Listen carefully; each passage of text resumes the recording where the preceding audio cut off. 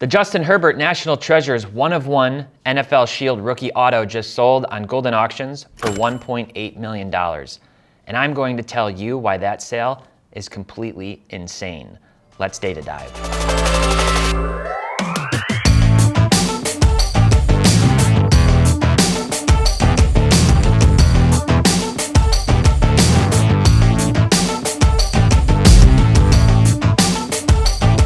Hey everyone, welcome back to another Data Dive powered by Market Movers. My name is Tyler Nethercott, better known as Tpot. Today, getting into some data that's sure to get the comments section down below all riled up. I'm talking print runs, talking total card production, and talking scarcity.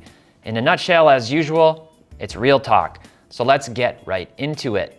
This isn't the first video that I've done on this topic, and it won't be the last. If you've been following this channel for a while, you know that my goal is to keep it real, to shoot you straight and to listen to others' opinions and share those even when I might disagree.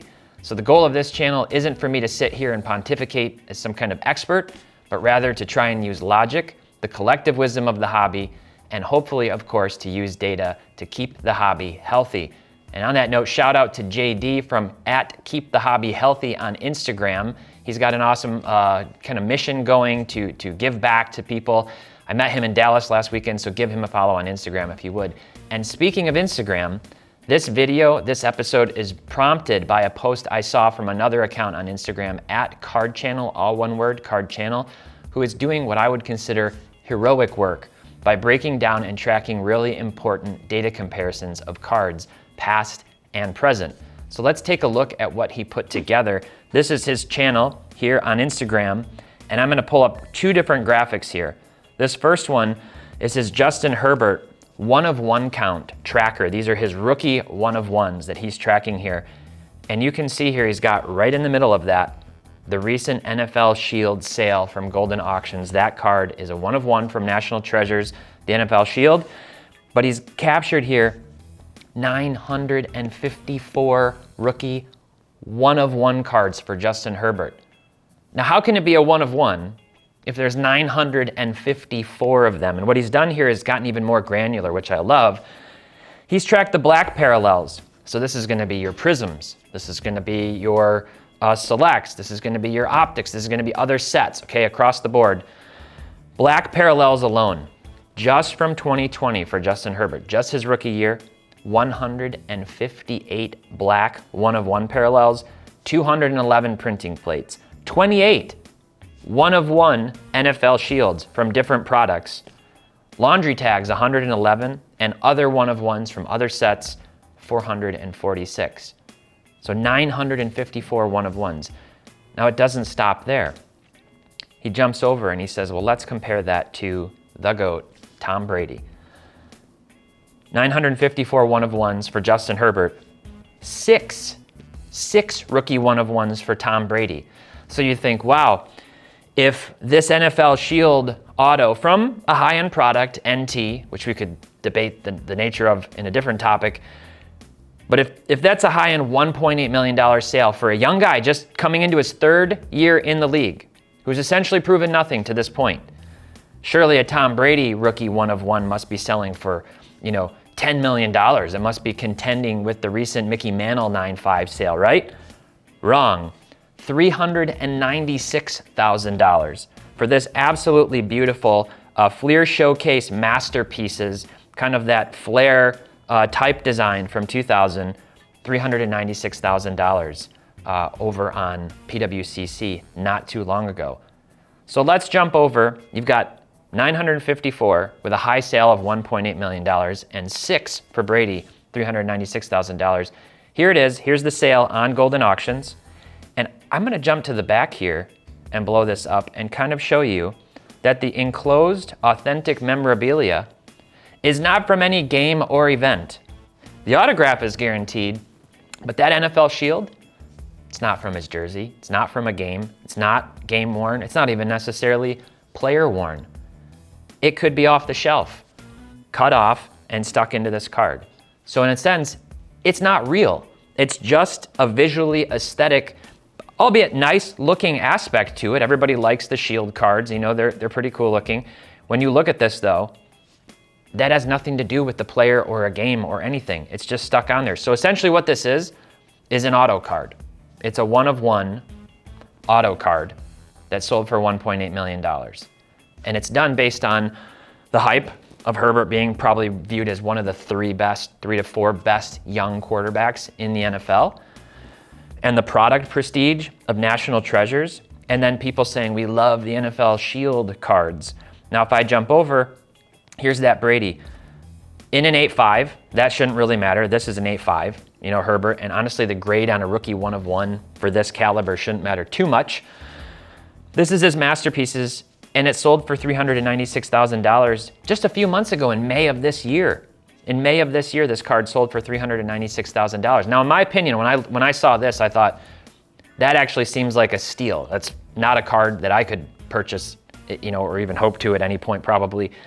But for those who can afford this type of a card, that strikes me as an absolute steal.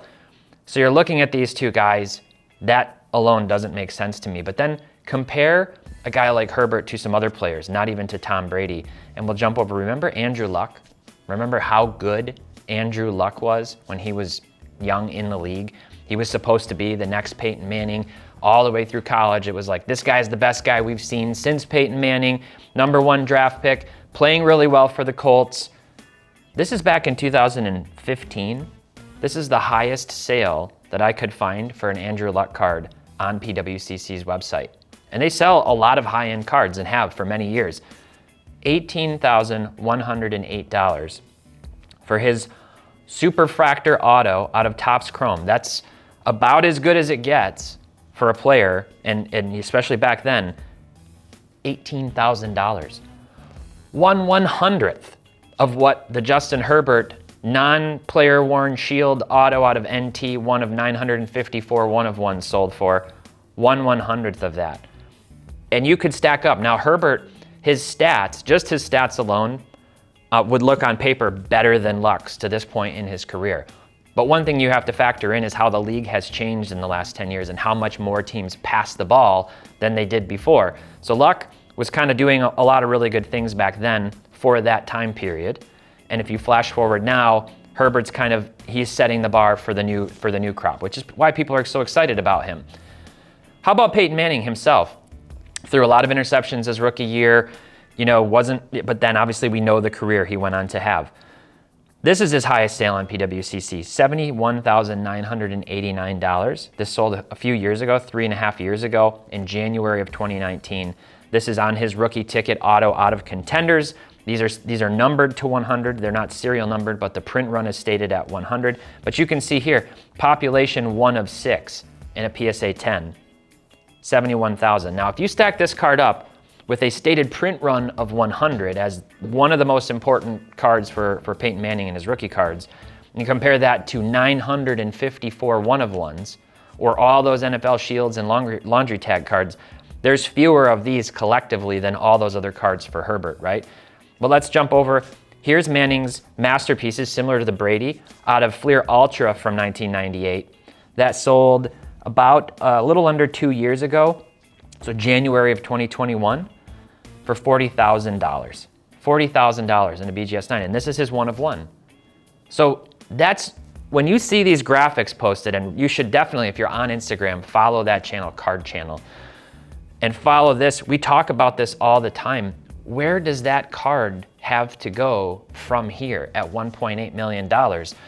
Can somebody really rationalize paying for Justin Herbert at any point in the near future anywhere close to more than that, compared to the floor that card could just come, absolutely crashing down, like massively crashing down? What if Herbert just doesn't end up being very good? That happens all the time. It happens all the time in football. What if he has a catastrophic injury? This isn't wood, but I'm knocking. What if he retires early like Andrew Luck did? There's so many things. When we saw like RG3, we see these guys and all of a sudden it's like they go from being the best to not. Look at Lamar Jackson a few years ago, winning the MVP, electric, the next kind of Michael Vick type player. He can do it all. He can run, he can throw. And now he's all of a sudden fallen out of favor with many collectors and many investors and speculators. They've moved on to the Justin Herberts and Joe Burrows of the world. it's too much risk. It's way too much risk. Now, the other thing, when you're talking about the number of cards in existence, that's what I want to unpack a little bit more. All right, so what I've done here is I've pulled up in Market Movers a comparison of 3 players. I've got Justin Herbert, Josh Allen, and Peyton Manning, comparing their sort of flagship base PSA 10 cards, Prism for the new guys, Topps Chrome for Manning. And as I'm looking down the list here, you could say, okay, look, $811 for Manning. He's the most expensive. What's the problem? Well, the problem is, first of all, it's Peyton Manning. And right behind him is Josh Allen. But when you look at this calculation that we call market cap, which is really just the number of cards, the pop in existence for this card times their recent price, you can see that both of these guys are higher than Manning. That's what doesn't make sense. And it doesn't make sense more than just for these cards, because if you zoom out, the total number of rookie cards that Peyton Manning has is very, very, very low. So you have to think about the total cash theoretically in circulation for all of these cards combined in the market. And the number of Herbert, the amount of cash out there floating around, being exchanged in Dallas Card Show and the National and on all these sales platforms online is absolutely insane compared to Peyton Manning. It's all sort of just that short-term speculation game. It's what a lot of people refer to as the hot potato game. It's like, I'm kind of trying to trick you. There's not actually sustainable value long-term for these guys, even in many cases if they end up being the best of all time or the best of this generation. Look at that Brady card compared to Justin Herbert. If Herbert ends up going on and he's the Peyton Manning of this era and Mahomes is the Tom Brady of this era, where can those cards go if those other players' cards of much lower population are so much lower? That's the piece that everybody, I want people to be thinking about is like, don't get stuck holding the bag long-term expecting these cards to do something. Now, the flip side of this, maybe some of you argue this in the comments and let me know down below. Maybe the idea is, well, over time, those older ones have to come up. Maybe the 1.8 million isn't that crazy as more people flooding into the hobby and people are kind of fascinated with the current stuff. Maybe that just means these other ones are going to come up in value over time. I think those have a better shot of coming up. I'd be much more bullish on those cards. I'd rather spend $1.8 million on a collection of Peyton Manning cards and Tom Brady one-of-ones and all these other guys, Drew Brees, Barry Sanders. Give me the old guys that are proven. Give me some vintage. Give me some Jim Brown, some Walter Payton, some Bronco Nagurski, etc. Give me those cards to spend $1.8 million, and I guarantee you, 100% guarantee, not financial advice, that I could outpace that Justin Herbert card over time, for sure. And that's what freaks me out about this. So let's jump over. I've got 3 different data comparisons. The first one here, number of serial numbered rookie cards. So just serial numbered rookie cards by player. 3 different players. These are the total number of, let's say, variations, not the print run, not the total number of cards in existence, where you would have, if this is numbered to 100 and this is 50, that means 150. That would be 2 things, okay? 2 serial numbered cards. Peyton Manning from 1998, 504 total different serial numbered cards, rookie cards. Josh Allen, 2,228 serial numbered rookie cards from 2018. Justin Herbert, 3,967. So the number you can see just goes up and up and up and up. But it's not just Justin Herbert. Let's jump over and look at Trevor Lawrence. One-of-ones, 1,400 total rookie one-of-ones in existence for Trevor Lawrence. So 500, almost 500 more than we saw from Justin Herbert just 1 year later. Numbered to 10 and under. So you're thinking your gold prisms and everything else, 3,200. 3,200 cards numbered to 10 and under, 5,400 cards numbered to 100 or under, and 5,729 cards serial numbered for Trevor Lawrence from his rookie year. And I think we might still be waiting for some more products to wrap up. I could be wrong about that. So let's jump over and look at one thing. This is Select. This is 2021 Select Football, which came out recently, right? We're kind of behind the 8 ball, we know, with the production schedule. And I sorted this. So in football, you've got 4 levels. You've got concourse, premier level. You've got club level, which was new in 2020 for Select Football. And then you've got the field level, which is sort of the hardest to hit.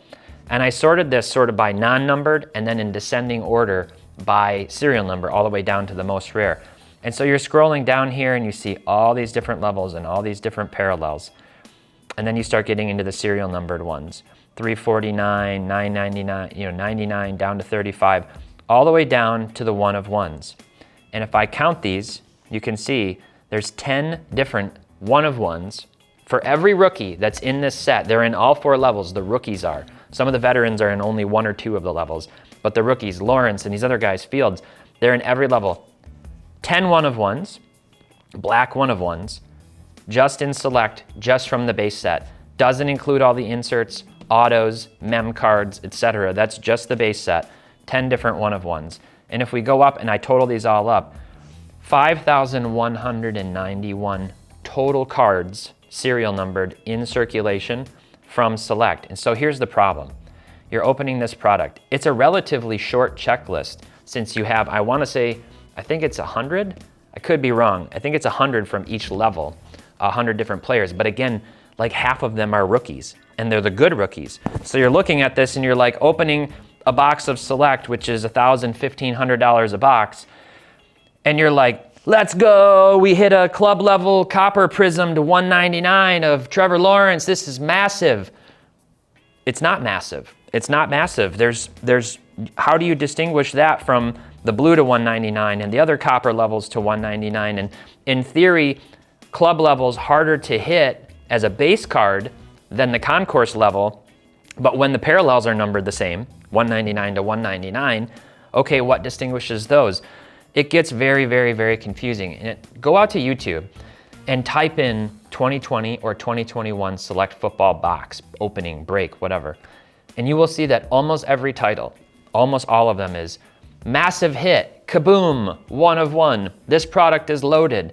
Because the whole product is in theory loaded, but it sort of devalues it in that way. They changed the identity completely of select and introduced it so that it's basically just hit after hit after hit. Is it fun to open? Absolutely. But what are the prospects of the value of these cards in the long term when if you take select as a product or you take select, prism, and optic as a product and say all those parallels compared to the rest of the market, it's like a massive portion of the number of parallels coming out of these. And it makes it very difficult. You open this product and you open a, let's say a green and yellow prism die cut from club level of one of those big rookies, and you're like, it's a rookie parallel, this is awesome. Why would anybody buy that? Why? I mean, for collecting, okay, but why would you put a huge value on that in a premium if that's the case? It's very, very confusing. So if you go over to, I'm on Beckett's checklist, and what I've done here is I've just gone into like memorabilia and done a web search within the page for one of one. You're scrolling down, you see black prism to one of one, you see one of one, one of one, one of one. Brand logo black prism, laundry Nike black prism, NFL Shield black prism, all of which are not player worn or anything like that because they're rookies, even though they came out a year after the rookies have been playing. Black prism, and you can just keep going on and on. You can do that on all of these tabs. Like if I go to the insert tab and I type in, one of one, I'm gonna scroll down and I'll see a whole bunch of them, same thing. So that's what concerns me, is this product's sort of like an illusion. Not illusions, the product, but it is an illusion. It gets you really excited. You feel in your head that paying $1,500 for the box is justified when you hit all these massive cards. And then while they're on the secondary market, selling really well, but the whole thing feels like, no pun intended, a house of cards that could come crashing down on itself. So I wanna go back over to 2 specific slides or graphics that I put together in previous episodes, 2 different episodes that I did. And the first one is when I talked a few months ago about what is a card worth? What is a card actually worth when you buy and sell? And the different factors that go into that. And you look at the value of a card, scarcity plus economics, the state of the economy right now, plus exposure of the card, the hype around it, the marketing, etc., right? So scarcity specifically is different from rarity, and I hear people make this mistake all the time. They refer to what is rarity as scarcity. 2 different things. Rarity is simply how many exist, how rare is the card. It's low print run or it's low population count, hard to get a PSA 10, whatever. Scarcity is rarity plus demand, the desire of the market to have that item. So the demand factors, the hype, the legacy of the set, of the player, the number of the people in the market collectively going after that particular thing. You have to fuse those two things together to make demand, to make scarcity for a card, which drives value. When you have all these similar cards competing for each other, flash forward 5 years from now, and you can see it'll be all those old quarterbacks, Blaine Gabberts, and even the more recent, guys that haven't really panned out, they're going to fall off. Even the players who have been pretty good, Ryan Tannehill, nobody's going after Ryan Tannehill cards now. But years ago, they might have been, if he was doing like what some of these quarterbacks are doing. Every year that a new quarterback comes up and is exciting, others get pushed out of the pool and out of the spotlight, and the demand goes down and the price goes down, the scarcity goes down. So let's jump over. I've used this slide 2 or 3 times in past episodes, and it's a little confusing at first. Don't let all the numbers confuse you here. I'll walk you through this.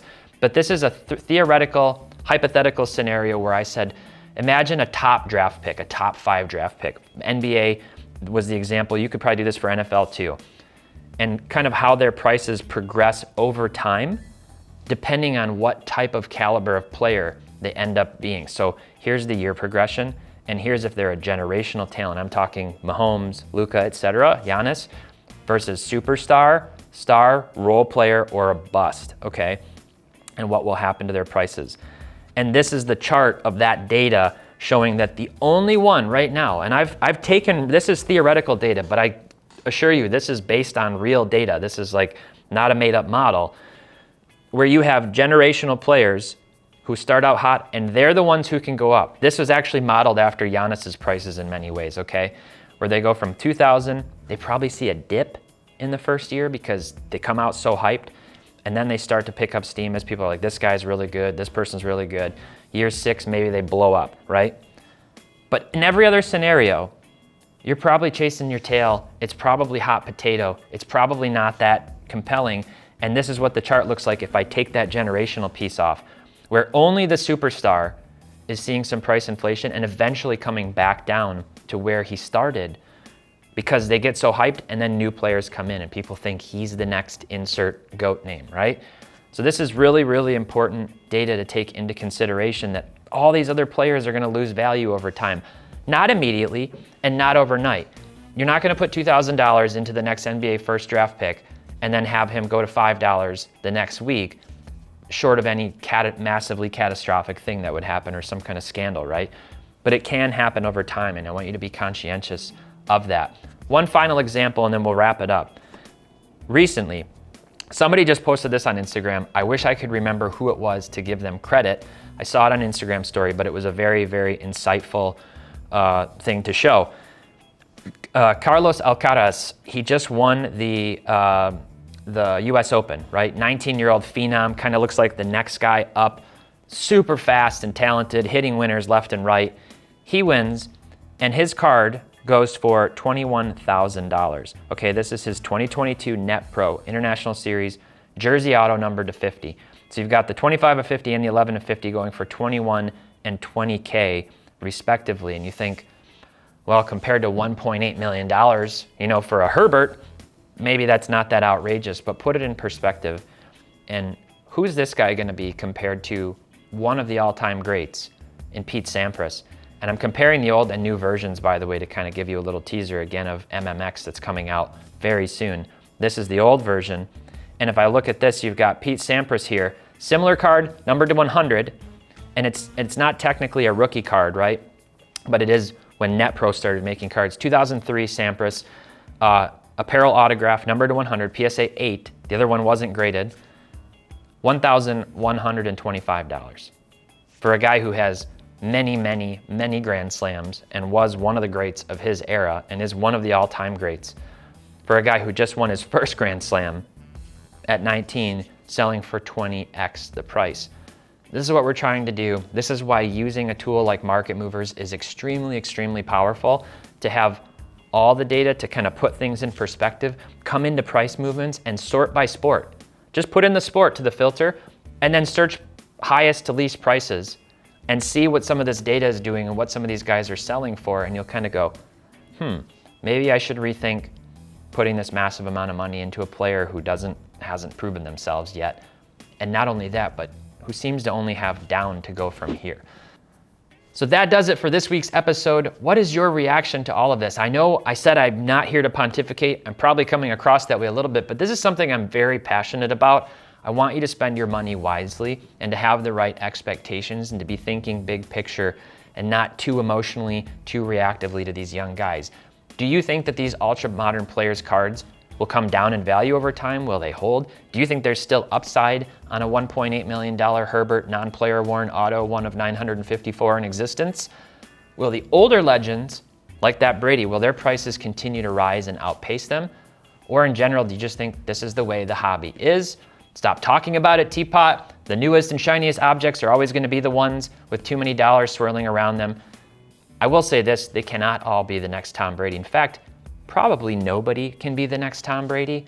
So let me know your thoughts down in the comments below. And if you want to explore the data for the players mentioned in this video and many more, visit marketmoversapp.com and use promo code TRIAL for your first 7 days free. We have 637,000 different select variations being tracked in the database. I'm being facetious, but you can track all of them, all of the ones I mentioned from all 4 levels on a daily basis. We're getting ready to launch the massive new redesign MMX, and we're rapidly approaching 1 million cards in our database, so we'd love to have you give us a shot.